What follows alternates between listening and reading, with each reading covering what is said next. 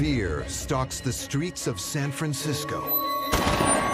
This guy is a pathological, psycho killer.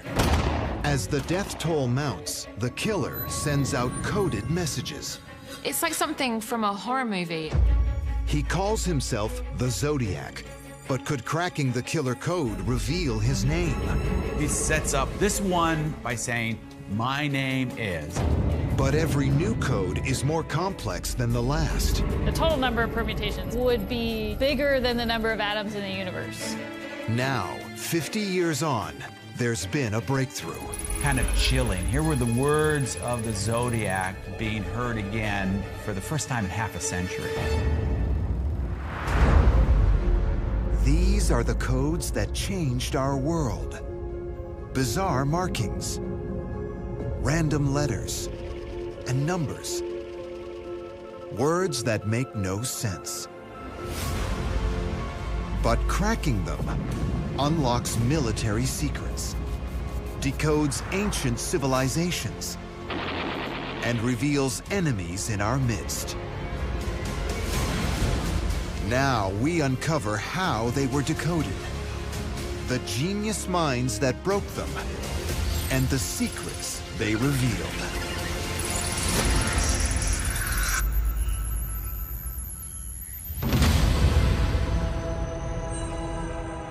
San Francisco, Northern California, 1968, the week before Christmas. The bodies of teenagers David Faraday and Betty Lou Jensen are discovered on a secluded lane in the North Bay area of the city. David has been shot in the head. Betty Lou has been shot in the back 5 times.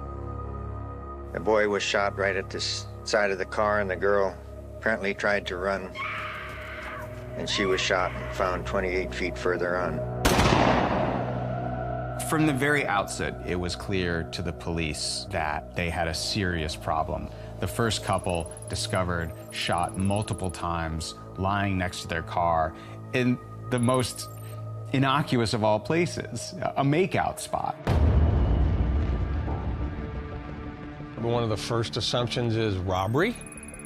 You know, just somebody pulling up and robbing these 2 people and somehow went south and killed them both. But nothing was taken. The whole community was in uproar. It was out of the blue. No one knew what happened or why. Despite media coverage, detailed forensic work, and intensive interviews with the couple's family, friends, and acquaintances, the police failed to make any arrests. One of the first questions the police ask whenever they come across a murder is what is the motive? The vast majority of murders are committed by people who knew the victim, a friend, a business associate, a family member. So they're gonna look for some connection to the killer, but there seems to be no apparent motive for the killings. With no leads, the trail quickly goes cold. Then, less than 7 months later, there's another shooting just a few miles from the first crime scene. The victims are 22-year-old Darlene Farron and 19-year-old Mike Mageau. The MO is disturbingly familiar. You have a couple parked in a secluded location, approached and brutally assaulted, again, with no apparent motive. Car pulls up behind them. A lone guy gets out, opens fire. He got back in his car and then drove away. 40 minutes after the shootings, the nearby Vallejo Police Department receives an anonymous call. The caller has detailed information about the crime. He's able to describe the location, the color of the car, and even the weapon used in the murder, a 9mm handgun. These are details only the killer could know. Police are now thinking, how do you know this? You must have been there. It can't just be a prank call. This can't be a coincidence. And the caller makes a second chilling confession. He claims responsibility for the killings 7 months earlier. But before the police can trace the call, he hangs up. It's clear to them, though, that the same man is responsible for these crimes.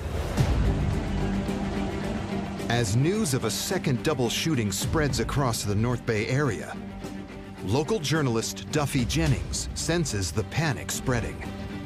The fear and the tension started to build because of the media exposure. The one difference between the killer's first and second attacks is that this time, there's a survivor. But 19-year-old Mike Mageau is so traumatized, the police still have little to go on. The description is so vague, it really doesn't leave the police with any clues that they can follow successfully. He's had such a traumatic experience that the things that he'll remember from that moment will blur into one. He was shot. He was left for dead. 2 brutal attacks, 7 months apart. And there's still little progress in finding the killer. We don't know who he is. We don't know why he's doing it. We don't know where he's going to shoot somebody next. It was a real mystery. The trail for the serial killer goes cold.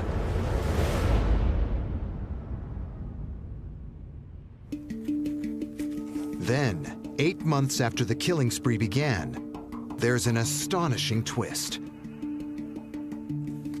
Someone claiming to be the killer sends handwritten letters to 3 local newspapers. This is a really unprecedented set of circumstances. A killer that is openly communicating about the crimes they've committed. The letters contain unpublished details that only the police and the murderer could know. And each letter carries the same strange sign-off. When the killer wrote to the newspaper signing off with this symbol, which was a circle with cross lines in it, everyone immediately took that to mean the crosshairs of a rifle scope. The killer sends more than just the letters. Each of the newspapers also receives a sheet of paper covered in strange combinations of letters and symbols. They were circles with lines through them, triangles, and everything had this kind of crude, handwritten quality. It is the killer's personal and very deadly code, containing more than 400 letters and symbols. Police are not trained in espionage. This is not their area of expertise. So when they receive this code, it's just out of their league. To focus police attention on his mysterious code, the killer promises that cracking it will reveal his identity.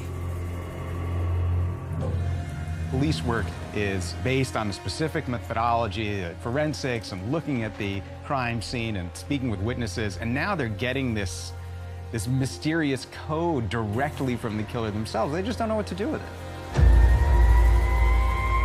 The police reach out to the FBI's top cryptologists.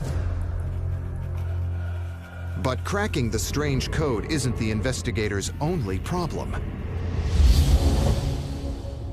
Because the killer's letter also contains a threat. Print a section of the code on the front covers of the 3 national newspapers, or the body count will keep rising. The newspapers are the thing that everybody reads, that everybody will see. You're going to get out to a lot of people to make sure that you are noticed. He's letting people know that he's here. In a bid to prevent any more deaths, the decision is made to concede to the killer's demands. The coded messages are published, but the police publicly cast doubt on the message's authenticity and request more from the letter writer to prove he's the killer. On the surface, they're saying, prove that you're telling the truth. Prove you are who you say you are. But really, they're just trying to get the information necessary to catch the guy. They need him to fall over a bit so that they can catch up with him. The plan to goad the killer into responding pays off. He sends another letter. This time, his opening line is haunting. Dear editor, this is the Zodiac speaking. For the first time, he identifies himself as the Zodiac Killer, and that's how he'll be known from here on out. The Zodiac Killer is now forcing his own narrative. He's taking control of his new persona and his new personality. He is the Zodiac, he's here, and he's building his brand. And by giving himself a title, he's handed the press journalistic gold. You know, they have a villain that they can write stories about, and that name will soon become a household name. And you have to think that with all his actions, this is exactly what the Zodiac Killer hoped for. First of all, he's saying, I'm smarter than anybody else. And second, became kind of a game to him while people are lying dead and their families are mourning their dead relatives. You know, this guy's getting a kick out of whatever he's sending. Once again, the letter contains details only the killer could know. And he taunts the authorities for their failure to crack his code. So he doesn't really think they're going to break the code, and he's just going to sort of tease them a bit about it, again, trying to assert that he's the superior person here, that he's really running the show, not the police. He's really enjoying this cat and mouse game. He's sending out something, the mystery, the legacy that he's leaving. He's really enjoying making people confused, and making people think, and making people fearful. That is exciting to him. The Zodiac's latest letter doesn't bring the police any closer to working out his identity. But making the code public has an unintended benefit. The police and FBI cryptographers are joined by hundreds of amateur codebreakers across America, all searching for ways to break the Zodiac's cryptic code. Zodiac Killer uses a cipher that seems to be replacing each letter with some kind of secret symbol. And these are symbols that apparently he's invented. The first step in decoding it is just to figure out what type of cipher it is. The patterns of symbols lead many codebreakers to suspect the Zodiac is using a variant of a code dating back to the 1st century BC. A substitution cipher. Substitution ciphers were used by one of the most famous Roman leaders of all time. Turns out that Julius Caesar was quite a keen cryptographer. Caesar would shift every letter up 3 places. So A becomes D, B becomes E, C becomes F, and so on. And that is the classic Caesar cipher, shifting every letter up 3 places. But nowadays, when we talk about a Caesar cipher, we're just saying shift up letters any number of places. The key to cracking this basic substitution cipher is knowing this shift pattern. In its most basic form, the Caesar cipher is limited to the number of other letters in the alphabet other than itself, giving 25 different possibilities. The problem with a classic, simple substitution cipher is that you can break it with frequency analysis. So by that I mean some letters are more common than others. In English, the letter A accounts for 8% of all letters in a typical page of text. E accounts for 11%. T appears 7% of the time. And Q just 0.1%. That means if all letters are substituted by just a single symbol, working out the percentage they appear within a text will reveal which letter each symbol represents. And sooner or later, probably sooner, we'll find out what the message says.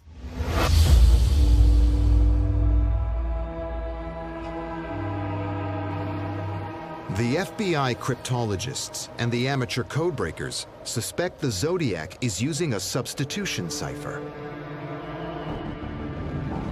But despite that, this code is stubbornly difficult to crack, because the Zodiac has added a complex twist to his coding method.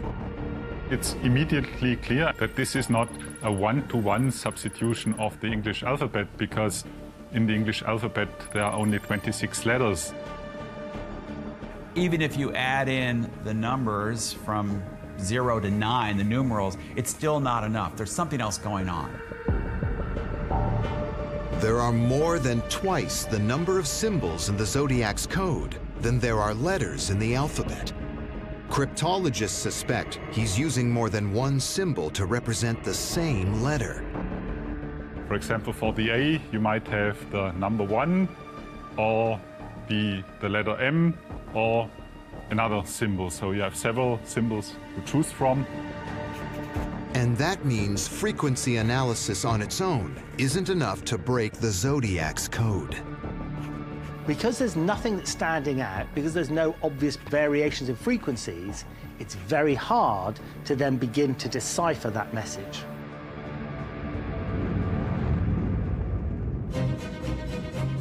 As efforts to crack the Zodiac's code continue, the unknown killer remains at large.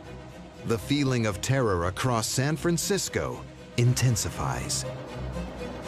So releasing this code to the public, it's a bit of a double-edged sword. On one hand, you're enlisting this vast knowledge base to help you solve this mystery. But at the other hand, you're giving something that's already received press even more press. And you run the risk of greatly exacerbating the fear that the general population already is suffering from about this guy. 2 weeks after the Zodiac's coded message is published, parts of the city feel like they're verging on hysteria. The police are at a total loss. Then, a breakthrough comes from left field. 2 crossword puzzle enthusiasts get in touch with the police. Some of the greatest code breakers have been people who also love crossword puzzles and word games and number games. Because you have to have a mind that's able to focus on the details, but also think about kind of crazy, intuitive, out-of-the-box possibilities. Teacher Donald Hardin and his wife Betty claim to have done what the best minds in the FBI couldn't. They say they've cracked the killer's code.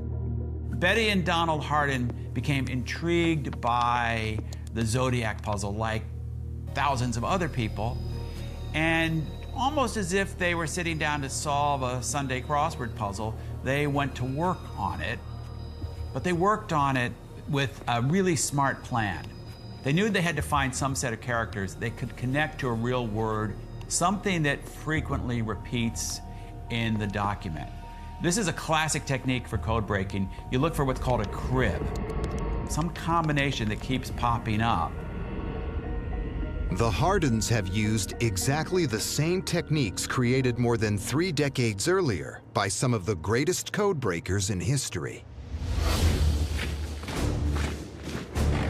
During World War II, the German army relied on a secret code to pass messages onto Nazi forces, generated by their now legendary Enigma machines. The encrypted messages were thought to be impenetrable.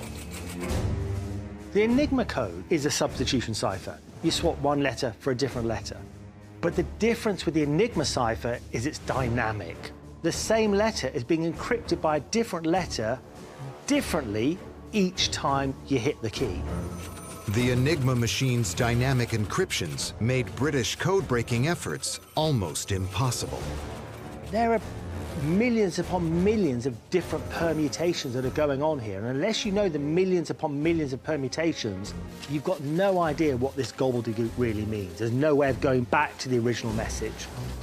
The Germans made cracking Enigma even harder by changing its settings every 24 hours.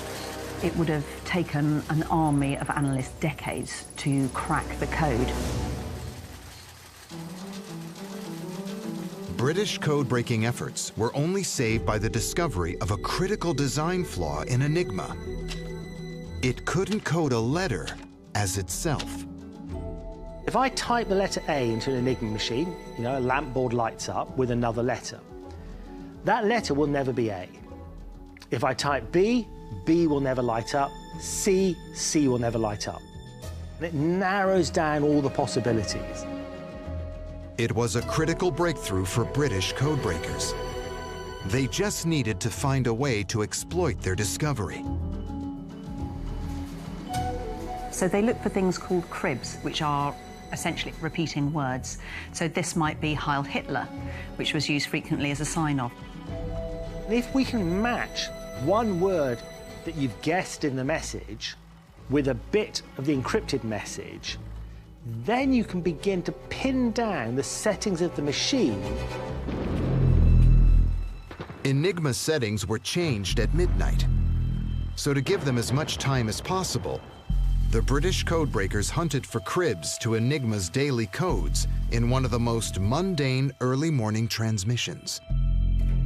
A weather report sent out at 6 a.m. every day. So a weather report was particularly useful because it would be a daily transmission that they would make. It was fairly routine. So any repeating pattern like that was vital.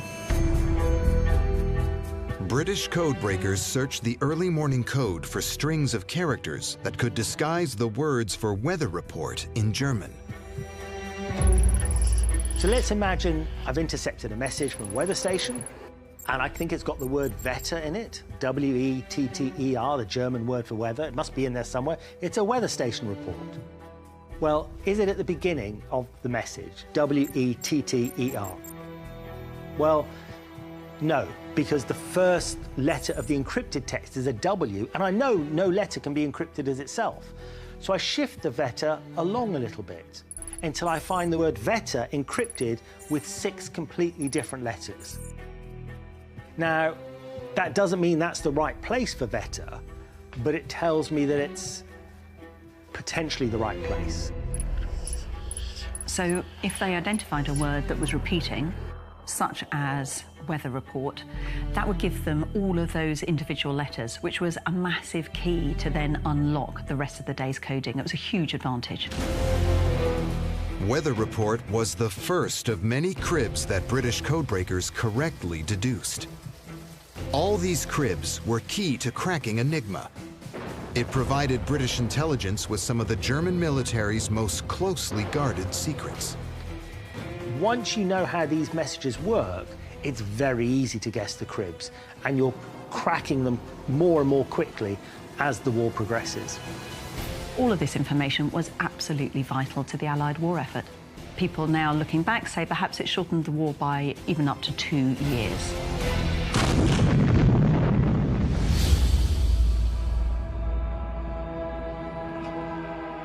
"30 years later, crossword enthusiasts Donald Hardin and his wife Betty apply the same crib hunting technique to try to crack the Zodiac Killer's code. So the Hardins thought, well, this guy's a killer. He's bragging about his killing. What are some of the words he might be using in the document? The Hardins begin their search by looking for patterns in the symbols that could represent a very obvious word choice for a serial murderer: kill. And slowly, the Zodiac code finally begins to crack. The first step is spotting a character that appears more than once, like the half-filled squares. They spot some symbols that repeated, so that could be the double L in kill. If these represent double L, then the diagonal line could be a K, and the triangle could be an I, completing the word kill.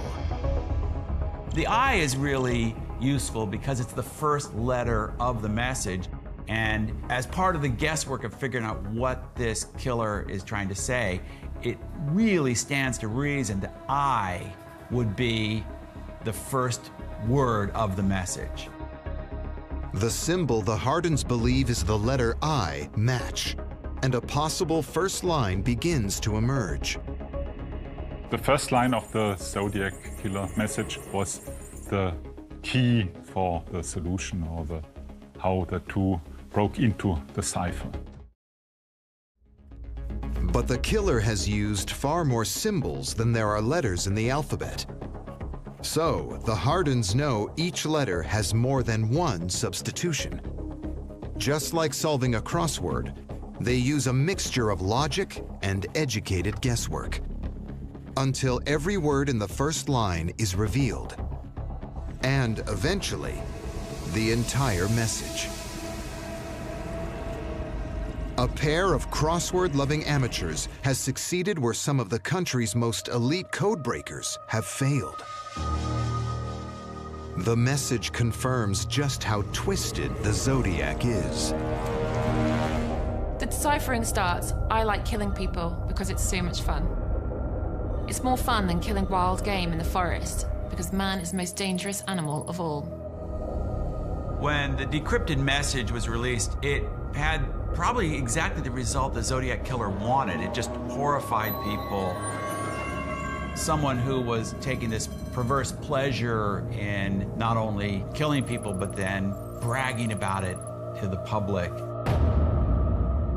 Despite the killer's promise in his letter, the message the Hardens reveal does not identify him.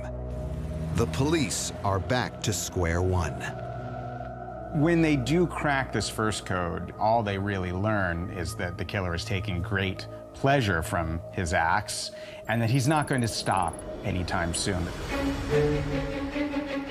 The Zodiac is toying with the authorities, and they know it. The police are no closer to identifying him than they were the first time he killed. This does nothing to calm the fear rippling across the Bay Area of San Francisco. There is a killer on the loose. He enjoys killing. He strikes seemingly at random and without warning, and the police have no idea who he is. Is he coming for me? Am I going to be targeted? What does he want? I don't understand. All of this will be going through the community's mind. It's horrifying to think that this person could be out there walking among us, looking for the next opportunity to play this really sick game.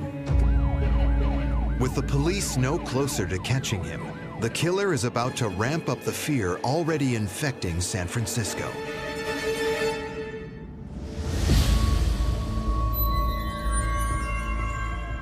September 27th, 1969. Less than 3 months after the second Zodiac killings, the Napa County Sheriff's Office receives a phone call. It is from the Zodiac Killer. He has struck again. And he wants to be sure the police know it was him.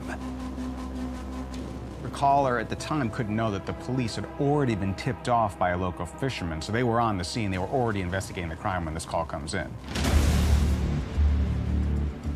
At Lake Berryessa, north of San Francisco, college students Brian Hartnell and Cecilia Shepard have been stabbed multiple times and left for dead.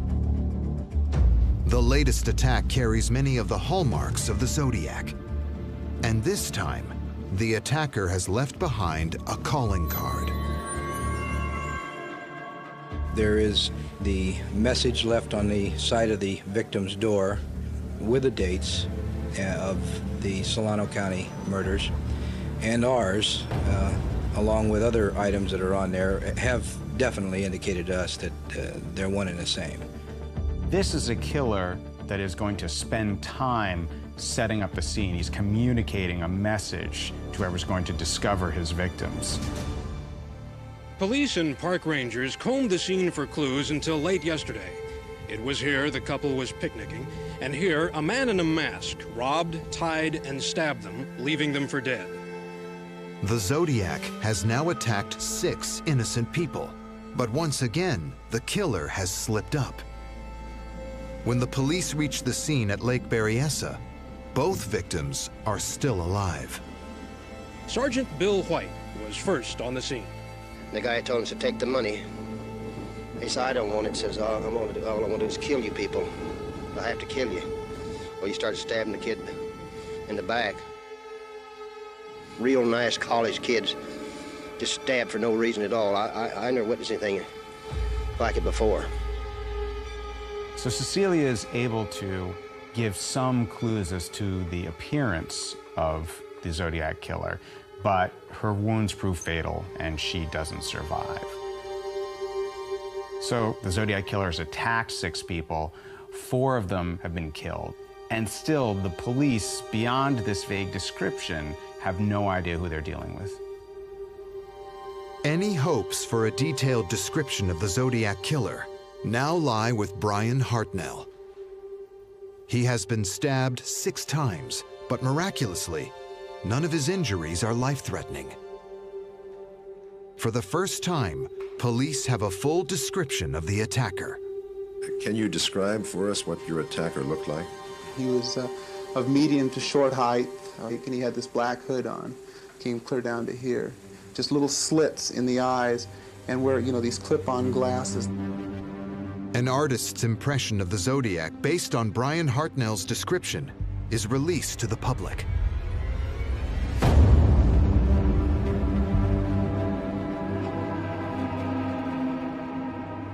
Finally, terror has an image to go with it. But because the executioner-style hood completely obscured the killer's face, it doesn't move the police hunt on. There is still a killer on the loose, and no one is certain what he looks like or where he will strike next. This guy is a pathological, psycho killer. There's no doubt about it. Day to day, you weren't sure where the next random violent attack was going to come from. Just 2 weeks after the stabbings at the lakeside, the Zodiac Killer ups the stakes again. All his previous victims have been found in remote spots on the city's outskirts. But the killer is clearly growing in confidence, or at least in his thirst for publicity. When taxi driver Paul Stein is discovered shot dead in his car in Presidio Heights, a busy neighborhood of San Francisco, it is such a different MO, the police don't immediately connect it to the Zodiac Killer. When they got there and found the driver with a, with the bullet in his head, blood all over the place, assumption was that it was a robbery, and so they just conducted it as a regular homicide investigation. That all changes when the newsroom of the San Francisco Chronicle receives a package containing a piece of Paul Stein's blood-soaked shirt. Packed in with the shirt is a third letter with the now disturbingly familiar symbol at the end. It was the first and only known time that he struck in the city of San Francisco. And it broke his MO of attacking young couples in Lover's Lane or picnicking situations as he had done 3 times prior to that. So now all bets are off. The Zodiac's latest letter suggests there are now no lengths he will not go to increase his notoriety. The letter says he's come up with a whole new kind of killing spree. This time, it will be children leaving their school bus.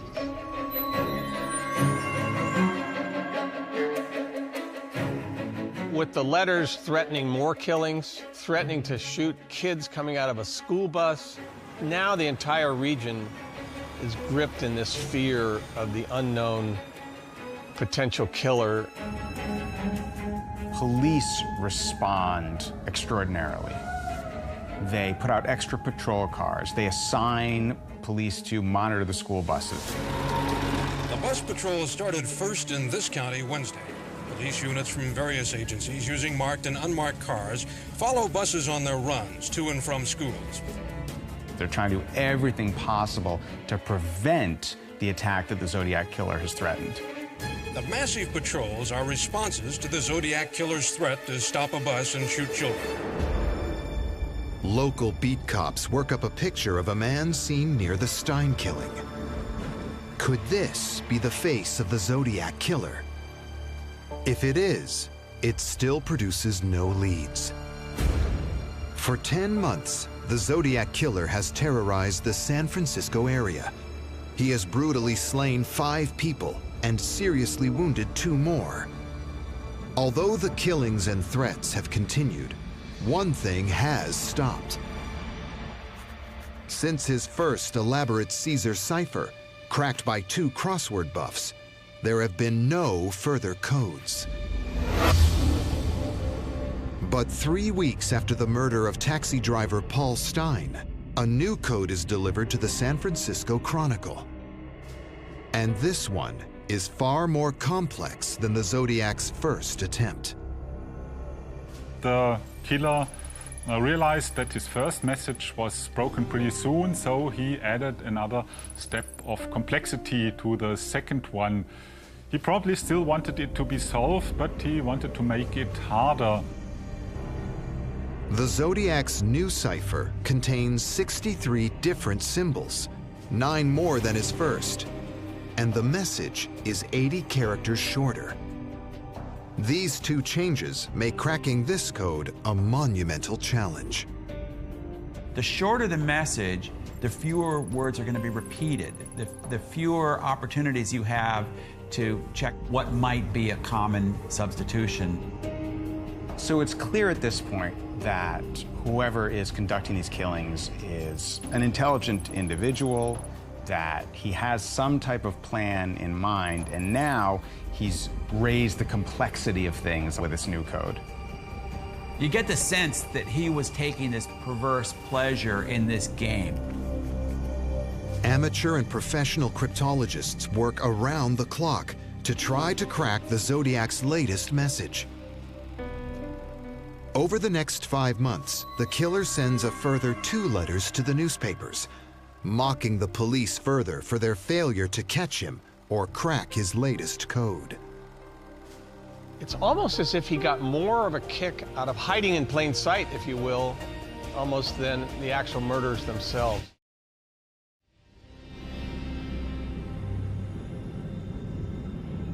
"14 months after the Zodiac's killing spree began, the police still have 5 unsolved murders on their hands. They don't have a single lead. Then, in April 1970, the Zodiac releases a 3rd code. This is spurring his ego. Look how intelligent I am. Look how great I am. I'm going to give you something that you're never going to figure out. The latest code contains just 13 characters, and the Zodiac promises that cracking it will finally reveal his identity. But no one can crack it, because that's impossible. This one, he sets up by saying, "My name is," and then he delivers 13 characters, 13 symbols. That made it essentially impossible to decrypt if it wasn't closely related to one of his previous ciphers. If the message is short as it is here, it's not possible to check if your assumption is correct. The whole 3rd code is nothing more than yet another opportunity to taunt the police for their failure.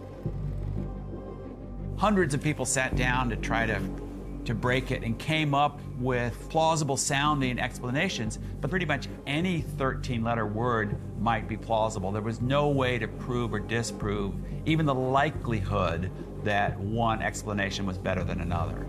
Something is changing in the Zodiac Killer's approach. Killing seems to be taking a back seat to increasingly bizarre demands for publicity. An increase in threatening letters, a diagram of a homemade bomb he warns he's going to plant somewhere. He even demands that the public starts wearing buttons carrying his notorious signature symbol. These are thoughts of a delusional person. His narcissism's gone to a different level here. I'm now impatient. You need to do what I'm telling you to do. Why haven't you seen how great and powerful I am before now? When the demand that people wear his symbol fails, the Zodiac sends a 4th code and a map. He claims that combining the map with the 32-character cipher will reveal the location of a bomb. So the police have this map, but they need to break this code if they're going to get what seems to be a vital piece of information: the coordinates where the bomb is hidden, and hopefully save some lives. He's no longer boasting about his achievements. Instead, he's sending a warning. A warning with just one purpose: fear. He's now changed his tactic, and he's doing it to try and build that fear. He wants the recognition from further afield, and what's more recognizable? Well, an act of terrorism. But if the bomb's coordinates really are hidden within the 32-character cipher, codebreakers fail to reveal them.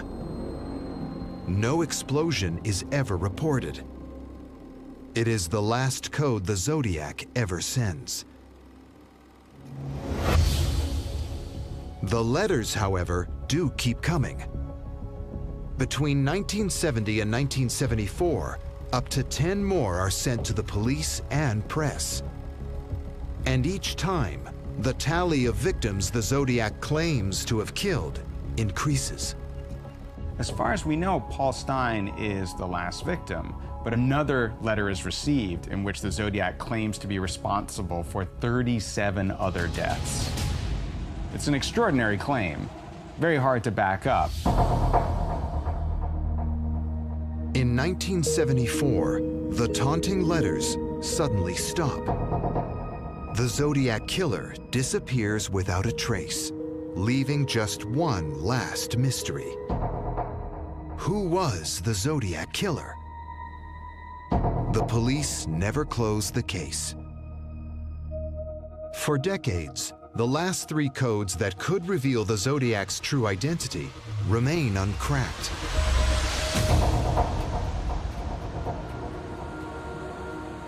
Until 2020. Half a century after the killer sent out his second and most complex cipher. When a team of amateur codebreakers spread across 3 continents attacks the second Zodiac cipher with cutting-edge software. They had tools at their disposal that just didn't exist in 1970. By 2020, there was no question that computers could easily handle running thousands and thousands of tests of different possible substitutions. The team suspects that after creating his substitution cipher, the Zodiac may have mixed up the symbols using a pattern known only to him. If that was the case, then before they can even start on his original cipher, they have to unscramble the symbols. If a message in some kind of cipher has been manipulated, jumbled up in a way that rearranges all the letters, first you have to solve that layer. You have to get back to what the original cipher was, and then you can go to work trying to break that cipher. The team tests this theory by using the message he sent as a starting point and trying to work backwards to reconstruct the killer's original cipher. Hackers call this reverse engineering. It's very difficult to decrypt a message when you don't even know which direction it's written in. So what they were trying to do essentially is reverse engineer whatever kind of grid or algorithm the Zodiac was using in creating this cipher. The team's computer program generates 650,000 possible versions of the encrypted text. Any one of them could be the Zodiac's original ciphered message. So like there was no guarantee that this would work, right? It could be that the right permutation was not in their list because the total number of permutations would be bigger than the number of atoms in the universe. The codebreakers run all 650,000 versions through a decryption program they have created. Its sole purpose is cracking the Zodiac code. In the scramble message, nothing's repeated. It's all random. But if you can get the randomness out of it, now you can start looking for those telltale repeats of certain groups of characters that could stand in for certain words. For weeks, the decryption program produces streams of garbled text. Then, on December 3rd, 2020, many months into the project, they make a breakthrough. On one of their many versions of the descrambled message, they started seeing some recognizable words. They saw the phrase, "I hope you are," and then elsewhere on the page, "trying to catch me." Painstaking analysis reveals the successfully decrypted words were read in a diagonal direction, starting in the upper left corner and moving across 2 places for every subsequent line. Now they had strong clues about how the original message was scrambled. In effect, they'd reverse engineered the Zodiac's system. So once you know the pattern for how to reorder the symbols, and you think you've got a lot of the words correct, you can lock in those words and look for substitutions for the remaining letters to try to crack the rest of the cipher. The team modifies the decryption software and runs it again. And after more than 50 years, the Zodiac's second code begins to break. After going through this process, the team was faced with an almost complete paragraph. The first line reads, "I hope you're having lots of fun in trying to catch me." This was a real breakthrough and also kind of chilling. Here were the words of the Zodiac being heard again for the first time in half a century. Mirroring events of more than 50 years ago, it's amateur codebreakers who finally break into a Zodiac code. Many were hoping that breaking the second code would finally nail the identity of the man who terrorized San Francisco half a century ago. It doesn't, which is no surprise to those who've studied him. This code is repeating the same lines, the same things, how he enjoys killing, he doesn't mind dying. But this doesn't necessarily mean this is what he's thinking. This is bravado. The Zodiac is constantly putting out there that he's going to reveal himself, he's going to tell the police what they want to know, he's going to come out. But why would he? The ciphers, the codes, that's what's keeping him alive. If he was a real person, then that would all disappear. We wouldn't have this legacy and this myth that surrounds him. So he was never going to give anything away. The true identity of the Zodiac Killer remains unknown. We still don't know who Zodiac is or was, if he's alive, if not, if he is, where is he? That's what keeps this story going, is the questions that don't get answered. 2 of the Zodiac codes remain unbroken, and it's possible they do contain clues that will one day reveal the identity of one of history's most notorious serial killers. But based on the contents of the messages that have been decrypted so far, that seems unlikely. We're still left with the question whether his name is really in that code at all, or is it just another hurdle for the authorities to jump over? I'm sitting here 50+ years later, still trying to answer the question. I think this will just be one of those cases that we probably will never know. Would cracking all of his codes give us the final pieces of the puzzle? Would we know the full extent of his crimes, and would we understand the mind of that killer? Perhaps, but that requires us to crack those codes. The fact that there are still these uncracked codes out there means people will continue to obsess over the Zodiac, try to break these codes, try to figure out who he was, which in kind of a chilling way is probably exactly what the Zodiac Killer intended.